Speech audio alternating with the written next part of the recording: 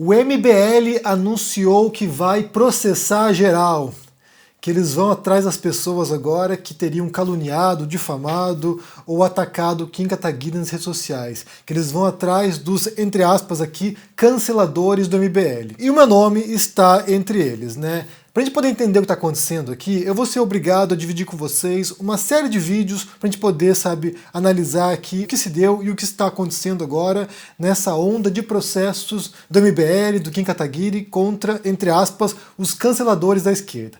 Então, para começar aqui, eu vou pôr para vocês um vídeo de ontem, publicado pelo Renan Santos, que ele é o coordenador do MBL, e ele disse o seguinte, vamos assistir. E de defesa.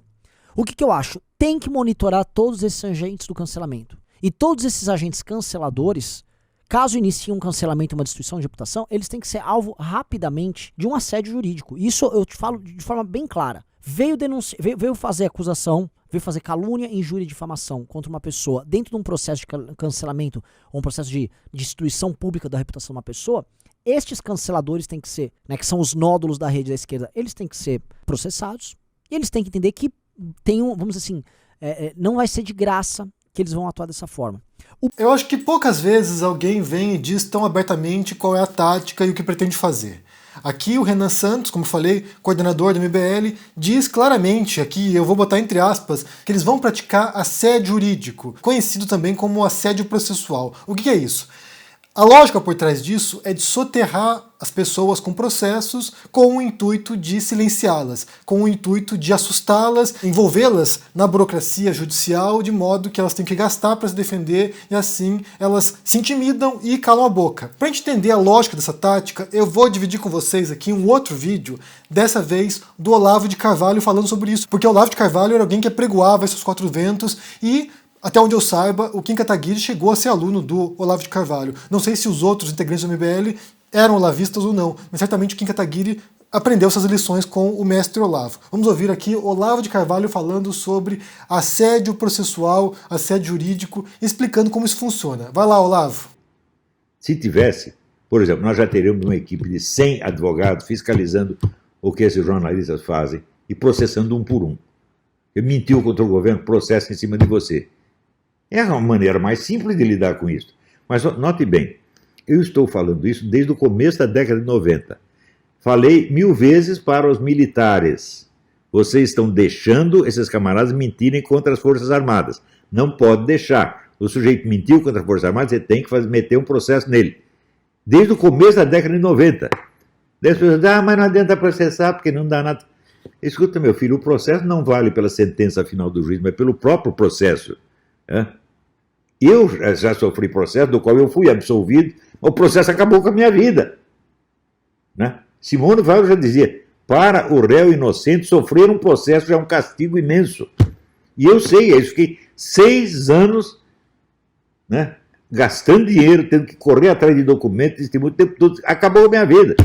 No fim, fui absolvido. Quer dizer, eu não vou pagar pelo crime que eu não cometi, mas eu já paguei porque eu já gastei todo o meu dinheiro.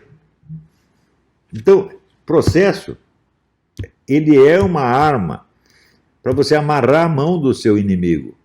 Não é para meter ele na cadeia. Às vezes você não consegue meter na cadeia.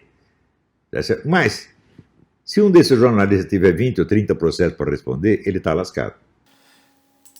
Entendem a lógica? Entendem o raciocínio? Inclusive, o próprio Rubinho, que é o assessor jurídico do MBL, falou isso na live ontem, né? Que a intenção, muitas vezes, era essa, de forçar a pessoa a se defender, de forçar a pessoa a contratar um advogado. Então, eles estão falando abertamente aqui qual é o objetivo deles, qual é a tática deles e o que eles pretendem fazer. É assédio jurídico e é o que eles estão armando. Eu só preciso fazer uma ressalva aqui, porque, de fato, ontem na live, eles mostraram alguns tweets ali, algumas publicações que, de fato, são bastante problemáticas, né? Que chamam abertamente o Kim de nazista, e aí é complicado para a defesa da pessoa. Mas tendo como base esse vídeo do Renan Santos, eu acho que muitas defesas podem se fundamentar a partir disso, que a intenção não é, defender a honra do Kim Kataguiri, mas é perseguir a oposição política, é perseguir a esquerda que estaria criticando abertamente o MBL e o Kim Kataguiri. Então, acho que muita gente, muito advogado vai seguir nessa linha. É que, de fato, é um assédio processual, é uma litigância de má-fé, e eu acho que muita gente pode ganhar nos tribunais com base nesse argumento. Qual é a acusação contra mim? do que eles estão me acusando. O que eu teria dito sobre Kim Kataguiri que incomodou o MBL e eles querem me processar. Eu vou ler para vocês aqui qual é o tweet que eu publiquei e que serve de objeto para processo. Eu publiquei o seguinte, no dia 8 de fevereiro, logo no dia seguinte, a entrevista do Kim Kataguiri e Tabata Amaral no Flow Podcast. Publiquei o seguinte aqui. Monark e Kim Kataguiri defendendo o direito de existir um partido nazista. Isso mesmo, nazista, no Brasil, é o maior reflexo desses tempos em que vivemos. Foi isso que eu publiquei e eu não altero aqui nenhuma única vírgula do que eu publiquei, do que eu escrevi, porque de fato foi o que aconteceu. No Flow Podcast você tinha...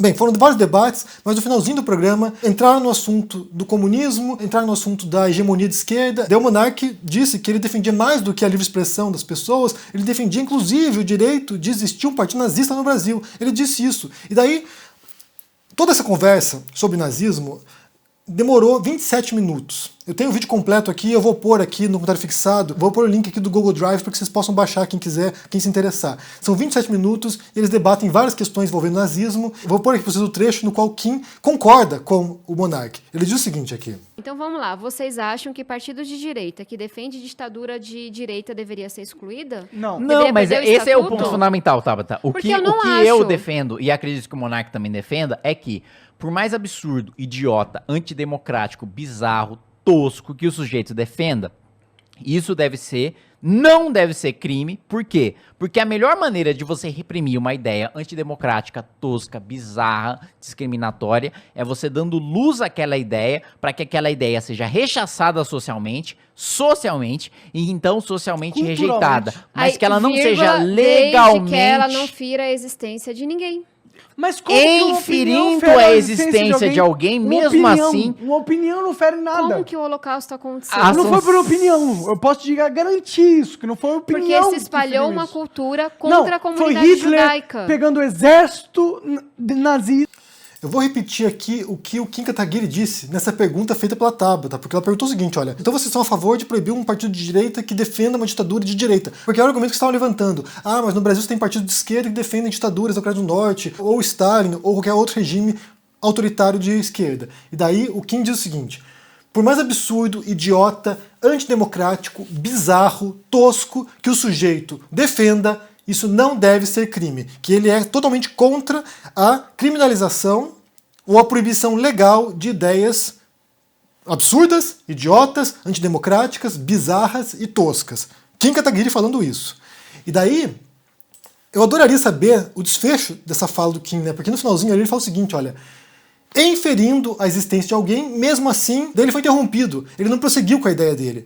Porque o debate se deu em torno dessa questão, o debate horrorizou as pessoas, porque aqui quando você assiste a todo esse trecho do programa, como eu falei, são 27 minutos, você assiste uma dinâmica, sabe, assustadora. Porque você tem 3 pessoas ali, Monark, Kim e Igor, defendendo uma posição da mais livre e restrita expressão possível, é o que eles defendem, que você possa dizer ideias toscas, bizarras, antidemocráticas, perigosas, sei lá, que vocês possam dizer isso. E a Tabata sozinha defendendo a posição de que não é possível legitimar discurso de ódio. E a Tabata se defende muito bem, ela passa boa parte desse trecho defendendo uma posição que me parece razoável e a mais humana de todas, é de que você não pode legitimar discursos de ódio, você não pode legitimar discursos que perseguem pessoas, que, sabe, defendem a morte das pessoas. Não pode fazer isso. Então você tem, como eu falei, 3 pessoas numa posição e a Tabata na outra. Inclusive nesse vídeo aqui você viu que o Kim fala, né? A minha posição, que eu acho que é aquilo que o Monark defende também, é essa. Então ele está corroborando com o Monark. Em nenhum momento você vê o Kim Kataguiri se horrorizando, dizendo, não, calma aí, Monark, é o seguinte, eu defendo a livre expressão dos nazistas, eu defendo a livre expressão de qualquer grupo que seja, mas partido nazista, pô, aí pegou pesado. Ele não fala isso, ele fica quietinho ali, sabe, embarcando na onda e vai corroborando com o Monark durante todos esses 27 minutos. Então a posição do Kim parece estar muito alinhada ao do Monark. Tanto que ele não contraria o Monark em nenhum momento. Tirando uma hora que ele chama o Monark de burro, porque ele fala o seguinte, olha, concordo contigo, mas você defende de maneira burra suas ideias. Então, como eu falei, não vejo o menor motivo aqui para retificar o que eu disse. Foi a dinâmica do programa, foi aquilo que se deu, e foi o que levou ao repúdio coletivo das pessoas. Foi o que levou à indignação coletiva das pessoas. Porque, como eu falei, Inclusive eu fiz um vídeo sobre isso, né? O debate sobre livre expressão, se deve ser, sabe, mais amplo ou mais restrito, se deve haver algum tipo de controle ou não, esse debate ele é rico e há argumentos sólidos nos dois lados. Há argumentos sólidos para quem deseja uma livre expressão quase restrita, há argumentos sólidos para quem defende restrições, há argumentos válidos dos dois lados, ou que parecem válidos. O que horrorizou as pessoas foi a inserção do tema do nazismo nessa questão, né? Quando alguém vai e diz, eu defendo o direito de haver um partido nazista no Brasil, ou eu defendo o direito de livre expressão de nazistas. Isso gerou repúdio, isso gerou indignação. Só que, mesmo assim, em nenhum momento, nos meus vídeos, nos meus tweets, eu chamei o Kim de nazista, ou o Monark de nazista, ou o Adrilles de nazista, ou quem quer que seja. Aliás, vocês não vão encontrar nenhuma vez que eu mencione, por exemplo, que o Bolsonaro seja nazista, porque eu não acho que seja.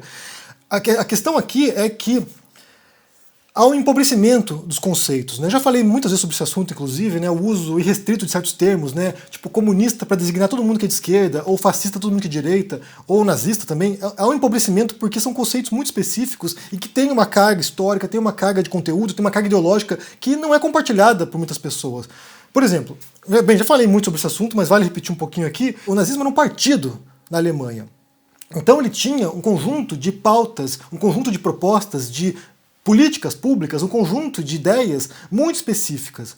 Alguém que fosse fascista nos anos 30 não era necessariamente nazista. É importante separar isso. Alguém não é nazista por acidente, a pessoa defende ativamente as ideias. Então é difícil você ficar acusando as pessoas de certas coisas sem que ela se identifique como tal. Uma pessoa não é comunista por acaso, por acidente. Ela defende uma série de conjunto de ideias que estão respaldadas por uma literatura, por uma teoria, por um conjunto de autores que vão defender aquelas ideias. Então há de fato um empobrecimento que é causado em grande parte por figuras dos dois lados também. Você tem, sabe, figuras de direita que banalizam certos conceitos, banalizam certas expressões, e tem figuras de esquerda também que banalizam certos conceitos, que utilizam a torta de direito certos rótulos para as pessoas e que são incorretos, porque não designam a realidade tal como ela é. Então, eu desafio de fato aqui que alguém encontre em algum momento, em algum vídeo meu, em algum tweet meu, eu chamando alguém, qualquer pessoa que seja, de nazista, que não fosse realmente nazista, né? Tipo Hitler, Himmler, sei lá, quem quer que seja. Então, eles vão avançar com esse processo e a gente vai se defender aqui e vamos apresentar as evidências que a gente possui aqui para mostrar que, de fato, a posição apresentada no Flow Podcast foi essa. E não há dúvida disso, porque, como eu falei, são 27 minutos de conversa na qual essas pessoas estão falando isso. E o repúdio foi universal. Só que daí o que acontece nas redes sociais é uma dinâmica também muito bizarra, né? Porque, assim, alguém fala uma coisa e é como se fosse um telefone sem fio, então a coisa vai amplificando, né? A história vai aumentando. Alguém fala o seguinte, o cara defendeu o direito de existir um partido nazista no Brasil. Depois, em seguida, vem alguém e diz, o cara defendeu o partido nazista no Brasil. E depois, em seguida, já vem, o cara é nazista. Então, há uma progressão geométrica das ideias, da distorção das ideias, e é óbvio que o negócio sai do controle, né? A gente fala de milhares, milhões de pessoas interagindo nas redes sociais e o negócio escala de uma maneira desproporcional e muitas vezes há uma distorção imensa também entre o ponto inicial e o ponto final. Por isso que eu recomendo que vocês vejam aqui, como eu falei, vou pôr o link aqui da conversa, 27 minutos no Flow Podcast, entre Monark, Igor, Kim Kataguiri e Tabata Amaral, e vocês podem assistir e compreender o contexto inteiro, porque eu acho que poucas pessoas fizeram isso, assistir inteiro esse trecho e saber o que eles realmente estavam falando. Mas de qualquer maneira a história escalou e é isso que está acontecendo. Só um detalhe que vale mencionar também, porque eu vi muita gente, inclusive de esquerda, criticando a Tabata Amaral porque ela ficou debatendo com eles em vez de se levantar e ir embora. E daí, eu me pergunto, né, o que eu faria nessa posição? Bem, eu sei responder, eu nem estaria lá, porque com o histórico também do Flow Podcast, né, de falas problemáticas, eu não estaria lá. Acho que nem seria convidado para começar, mas não teria ido. Mas no caso da Tabata, eu acho que ela defendeu muito bem a posição dela, ela defendeu muito bem as ideias dela, ela defendeu muito bem a posição de direitos humanos, certas restrições que são necessárias para a civilidade, ela defendeu a posição dela bem, então não penso que haja algum ponto específico ali para tentar demonizar a Tabata Amaral nesse contexto aí do Flow Podcast. E só um último detalhe que também vale mencionar, porque isso é crucial para compreender as táticas do MBL, é que eles trabalham com uma dinâmica de tensão e distensão. Então, assim, agora é ano eleitoral. Ano eleitoral eles precisam causar, eles precisam estar sob os holofotes, eles precisam fazer barulho, eles precisam chamar atenção.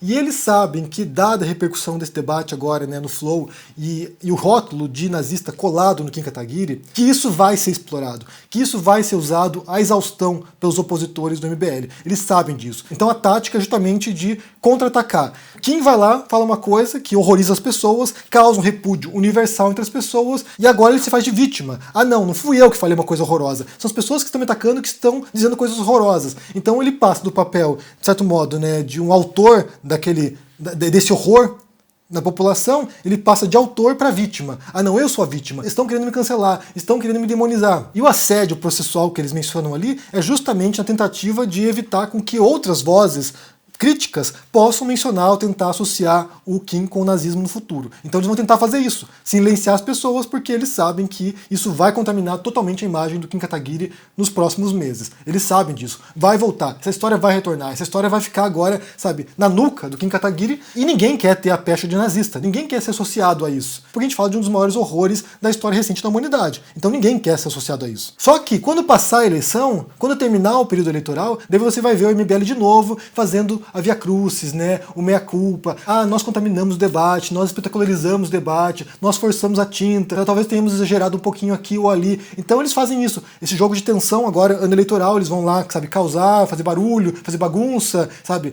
tumultuar. Daí passando o ano eleitoral, quando já estão eleitos, já estão ocupando seus cargos políticos, aí eles tentam baixar um pouco o tom. Ah, não, eu sou democrático, eu favoreço o debate. Não, eu não sou alguém que polariza o debate, eu sou alguém que faço parte do jogo aqui, estou tentando defender minha posição apenas. Então eles vão fazendo esse jogo. É um jogo no qual muita gente cai, inclusive. Bem, eu quero saber o que vocês pensam sobre essa história toda aqui, né? Sobre essa leva de processos, esse assédio processual, assédio jurídico, segundo o Renan Santos do MBL, esse assédio jurídico do MBL contra seus opositores, contra a esquerda, basicamente, é o que ele diz ali, né? Eles vão perseguir pessoas da esquerda. Eles não estão processando nenhuma associação judaica, nenhum judeu que os criticou. Eles estão processando figuras da esquerda que os criticaram, ou em alguns casos que o insultaram, ou colaram rótulos pesados. Mas o que vocês pensam sobre isso aí? Deixa aqui embaixo no comentário, deixa o joinha, se inscreva aqui no canal, se torne um membro ou apoiador para dar uma força e se cuide por aí. Um abração e até mais. Tchau. E aí, meus queridos amigos e amigas do canal do Henri Bugalho, esse amigo tão querido, eu tenho um convite muito especial para vocês hoje. No dia 17 de fevereiro, uma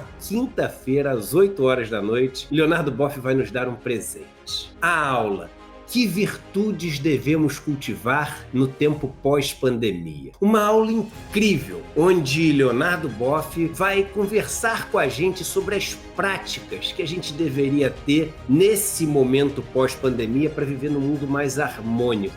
A cultura da paz, a hospitalidade e as outras coisas que a gente deveria ter como princípios para poder sonhar com um mundo melhor. Para você não perder essa aula, que é um presente e vai acontecer ao vivo, não deixe de se inscrever agora no link que vai estar aqui em cima ou aqui embaixo. E depois fique atento no seu e-mail. Vai chegar um e-mail para você poder confirmar sua presença. Uma aula gratuita, ao vivo, abençoada e especial para todos nós que sonhamos com um mundo melhor. Se inscreve agora, não perde essa chance não.